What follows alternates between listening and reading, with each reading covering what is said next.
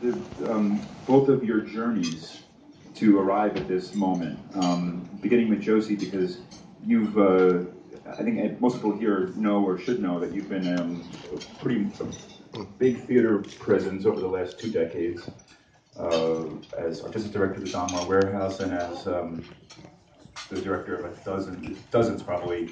So I'm assuming you've been offered film work before this one, but what made this the special gift that you finally opened up? Yeah, so there is a strange thing, I think, which is a bit different, although maybe you tell me from New York theatre culture, where a lot of our theatre directors in Britain move into movies. So I trained with Sam Mendes at the Donmar, which they're trying to run, and Philida Lloyd, who's been through there, and Stephen Daldry, I was just talking to them about. It actually tends to be a distinct career path from the stage to the screen, maybe because we're a smaller place, I don't know. But my path to this movie, and yes, I have been offered scripts before and projects, was about Saoirse, really. And Working Title initially came to me before Focus came on board and said, we have a Queen of Scots project, and Saoirse Ronan has been waiting since she was 18 years old. At that point, I think you were 23, to play this role. And do you think you would be interested in it? And I'd seen Saoirse's incredible work on screen. And I think often in my work as a theatre director, because I've worked, between classical and modern work, often the thing that brings you most to the project is the idea of who's in the project. So it was that, and then I came out to Dublin and we met. And Saoirse can speak about this, but to want to do something from 18 years of age and to keep the faith with it. And also for me, as someone who's been a theatre director, but also an artistic director, so a lot of what I'm very driven by is mission.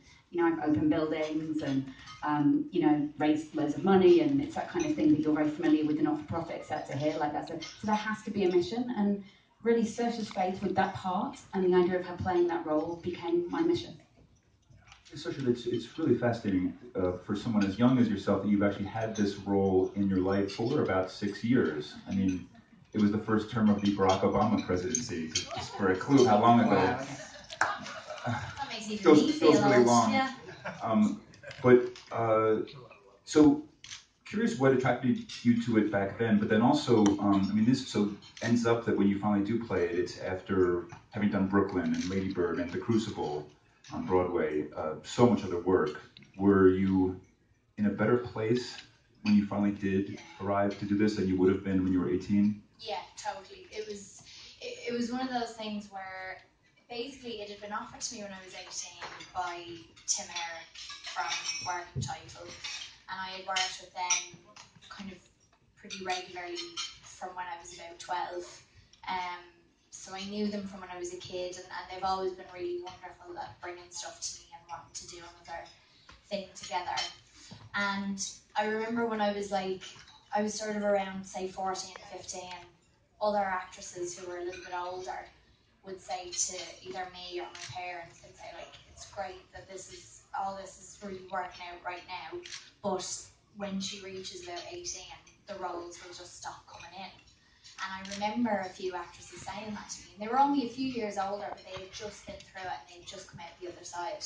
And it's exactly what happened. When I got to 17 and 18, there was nothing.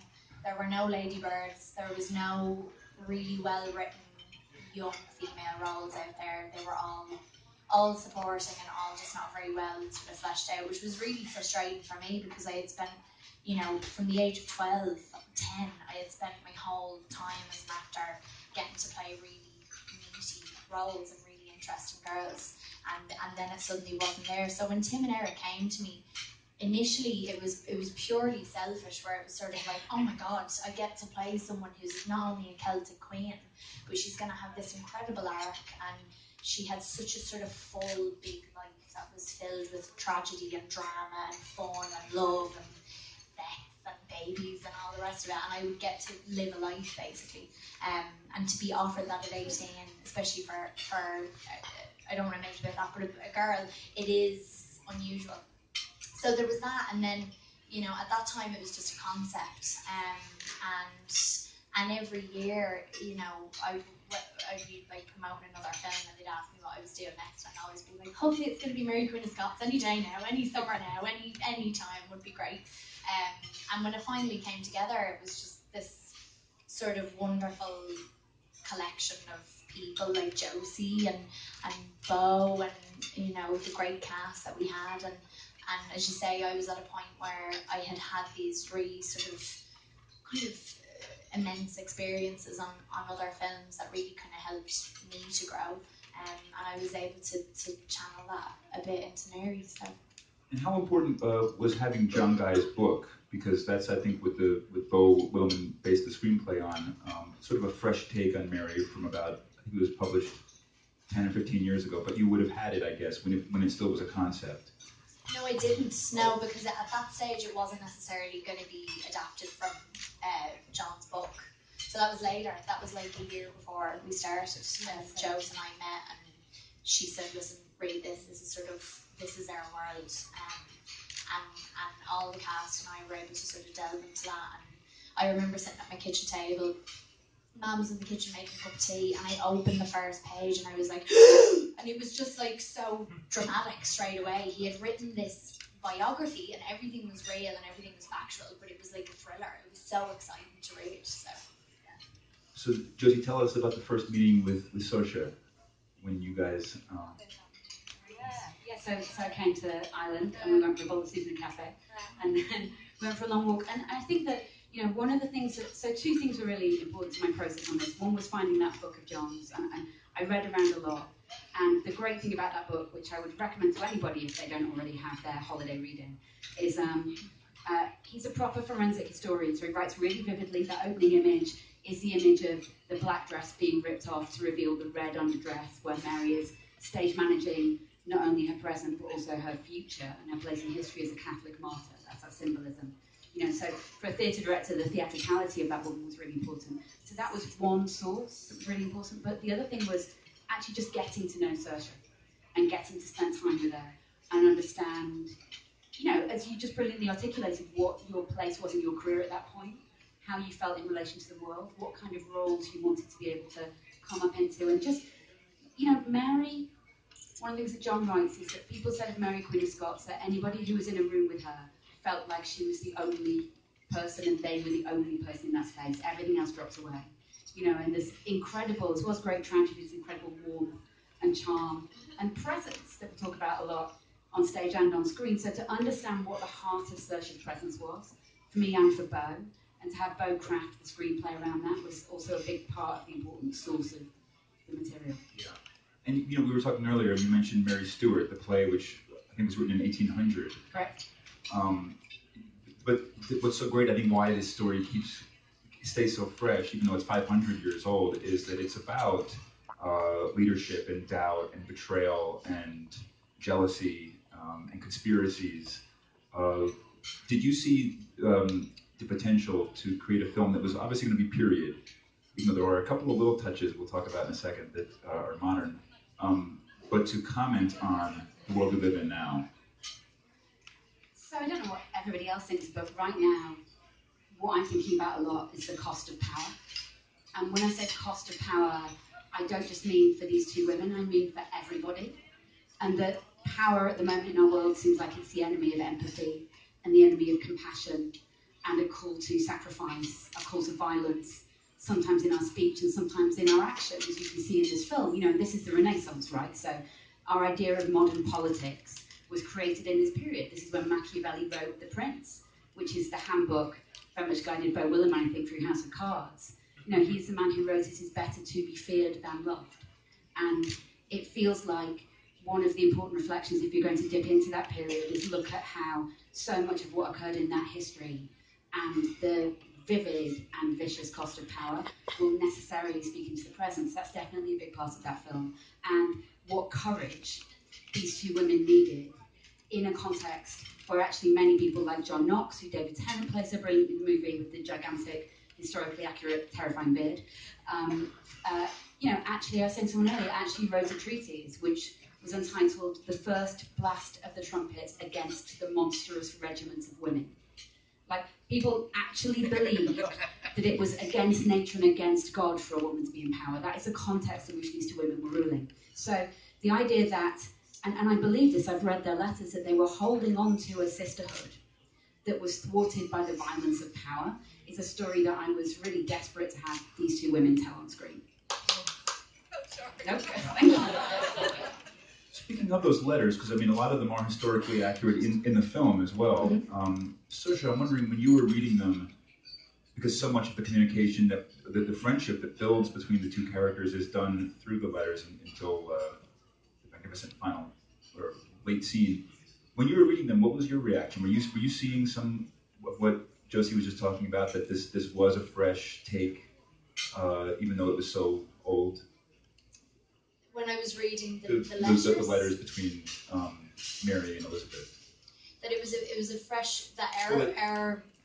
Yeah, that we could derive from it themes and. Yeah, totally. I mean, I think just even alone that need to, on a human level, forgetting about politics for a second, on a human level, just that need to reach out to another person who's in the same situation as you. I mean, I'm sure there's like a part of maybe Nicola Sturgeon and Theresa May that are like, or maybe not them specifically, but that would just sort of be like, should we just go have a cup of tea for a second? Like, even when the Queen came to visit Ireland a few years ago, it was a really incredible thing for her and the likes of Martin McGuinness to actually just put politics to one side and have a chat. And what I needed to get out of it, well, we all had a sense of the politics and how things were ruled and how things were run. But it was really important for me to get to the heart of who she was and what she needed from Elizabeth, on a human sort of level. And that's the thing, is that it was so great having all of this information that we did have from the book. But then at a certain point, I think, like I've said it lots, with the likes of Wayne McGregor, who was our choreographer, he really worked with us on the physicality of the person and how they would move and how they interact physically with each other. So that really helped for me to sort of get into the mind of who she was. So I want to ask about the scene between Mary and Elizabeth, because this was sort of for Josie at least, sort of making two movies, because you shot most of the England stuff with Margot Robbie, who we should also single out, of course, for her performance here, and then Margot's last day of filming was Saoirse's first day of filming, and then you went on to make the Scottish half of the film. But what was that like? I mean, it's so dramatic with the sheets flowing in the house. Tell me, I guess, Saoirse, tell me, what was it like filming that with Margot?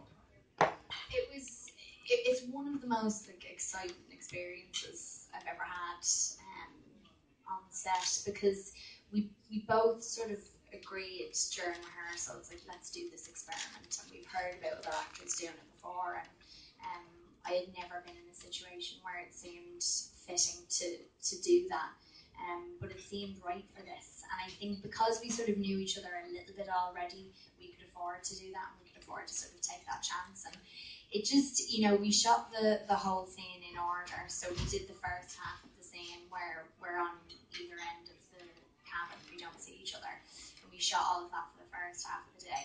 And there was just this anticipation and this sort of anxiety and this adrenaline that was building up throughout the day, because not only as actors, were our characters getting to a point where they were finally physically going to see each other, and like the physical image was even more powerful back then, because people could only communicate through letters, and it would take them days and days and days to ride from north to south. So it was a really precious thing to be in the room with someone and to actually see someone in the flesh.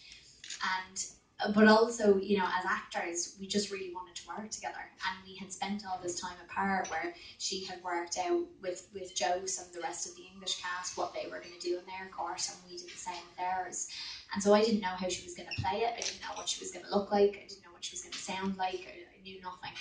And so I think even just from an actor's perspective, finally being able to go, oh, there's this really great woman that I really want to act with, and I'm finally getting to act with her, and it was incredible. And thankfully we had two cameras that day, working title against two cameras, and we simultaneously shot or close-ups as I pulled down the sheet. So anything, I actually wanted to ask you if you'd use that first take, because is it the first take? But it's so because we had like both A camera and B camera on the movie, and B camera would sometimes cry, like Rod sometimes cried at some moments and some stuff that you did. A camera only cried on that day. Yeah. They were tough exterior, but we were so emotional, and I just remember when I saw her and she was the same, we just shook. We were like, it was so overwhelming, the whole thing, because it was all in real time. So anything that we were feeling, any reaction or response we had to one another, was all for the camera.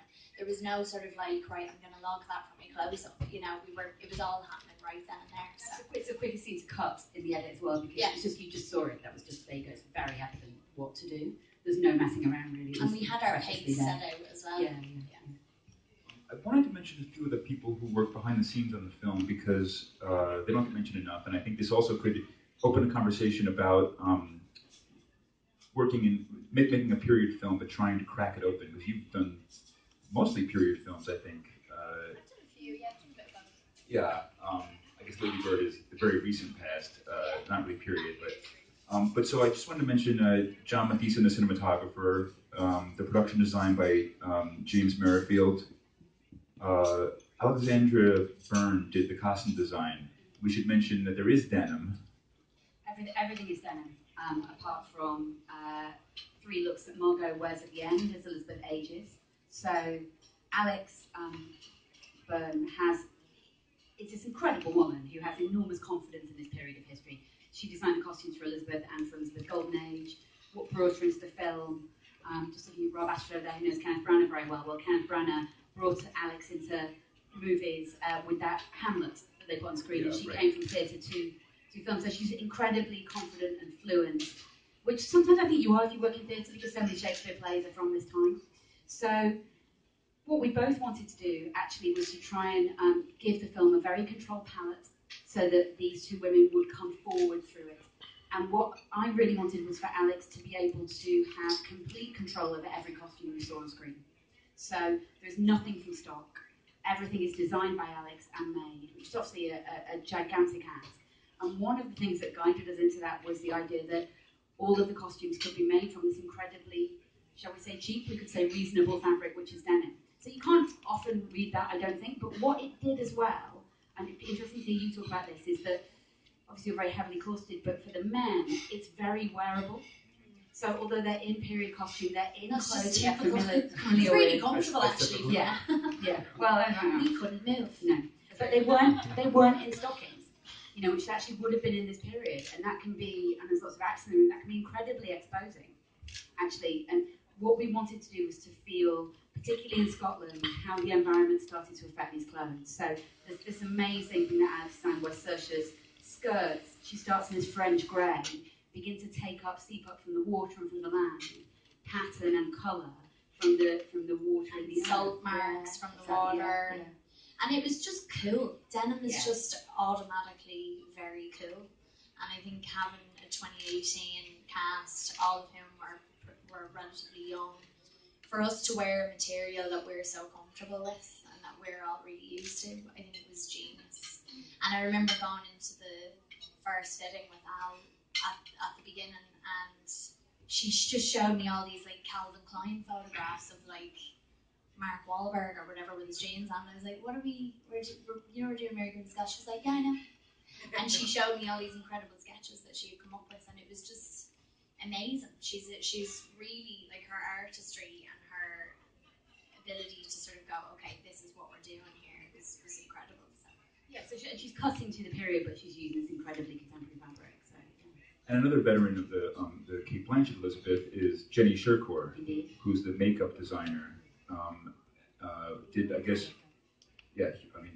We love her. We love her so much. She's kind of like the real Queen of Scots. She's a bit like Mary Stuart. Yeah. And she's got, you know, I think that there's something amazing that I think I saw her release in both you and in Margot, which is there's an intimacy to the way in which she creates those looks and creates those characters. You know, a bit like I suppose I try and do as a director, or I say Bo's doing the screenplay, like we look very, very hard at you we don't go, this is what it will look like. It needs to derive from you and who you are as the actor. And I feel that certainly there's a liberation in that when it's done properly, I think. And also just to mention some of the other actors, because there's Jack Lowden, who plays Mary's husband and is Scottish, and David Tennant. Playing English, right.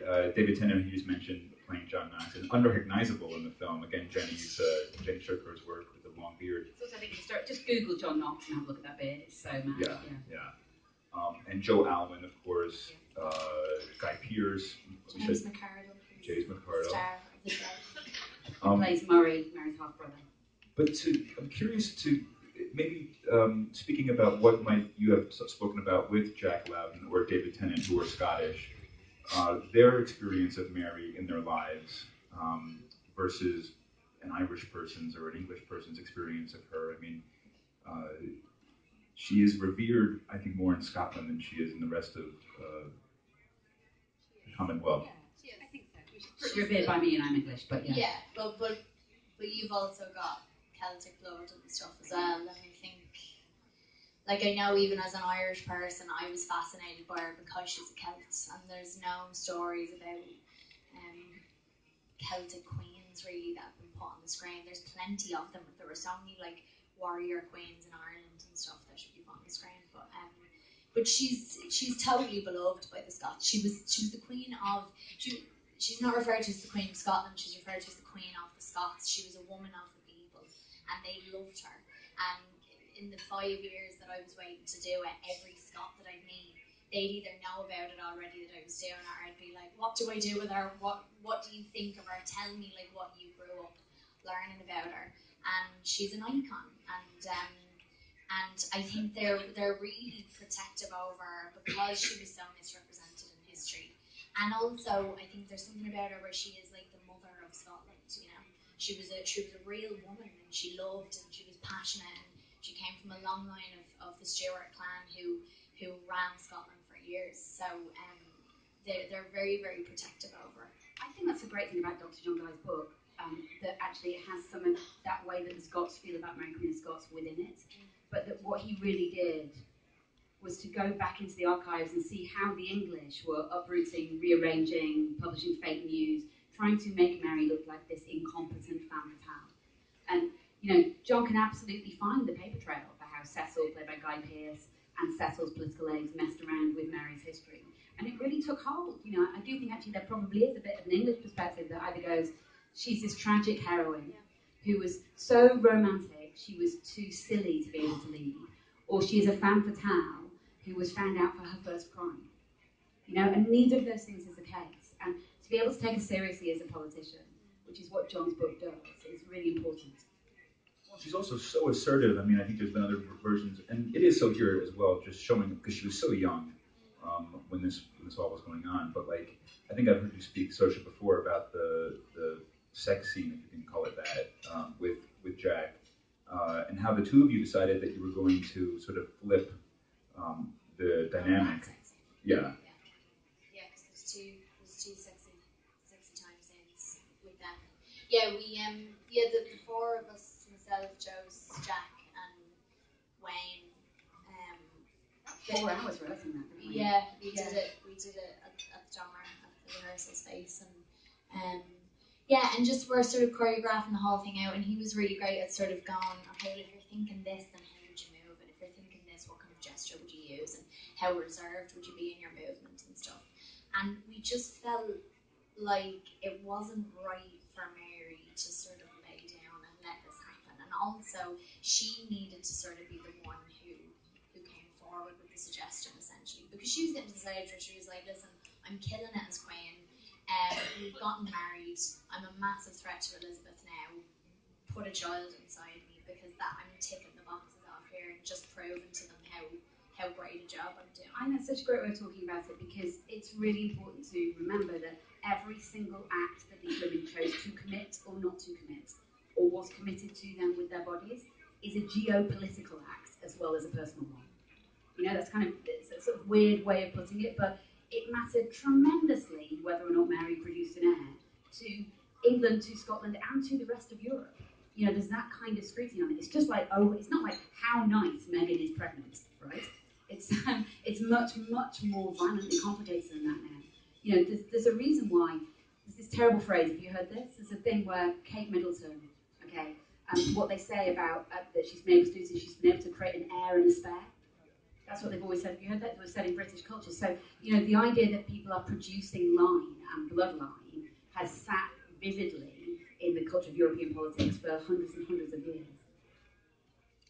So we're going to wrap up in a minute because I think you guys have a busy day, I'm sure, and a busy life. But I know you just mentioned you're stepping down as the artistic director of the Donmar in February. I am, yeah. We hope that you make more movies. Is that? Well, I hope I get to come to New York for a bit. That would be exciting. New York, yes. And I would love to make more movies. And I've been enormously fortunate. And this is the thing I try and say whenever I get the opportunity, because Saoirse is slightly too modest, I think, to say that. Both Saoirse, particularly because we shot for, I think, you know, like 10 weeks after Margot shot for 3.5, and Margot, for me, as two incredible young women, looking after me as a first-time woman filmmaker and allowing me to get the best out of them and guiding me into the industry. That is one of the most beautiful and generous things that anyone has ever done to me. And that was two young women who are a source of constant inspiration to me. That's what makes me want to make another film. Oh, wonderful. And Saoirse, you just finished filming on Greta Gerwig's Little Women. Yeah, at like 6 a.m. yesterday. Oh, congratulations. I'm really tired. And then you'll be off pretty soon to work with Wes Anderson. Yeah, has that been released? Well, it has now. In the spring. Yeah. Best of luck to both of you. Congratulations on this really remarkable piece of work. Thank you. Thank you very much.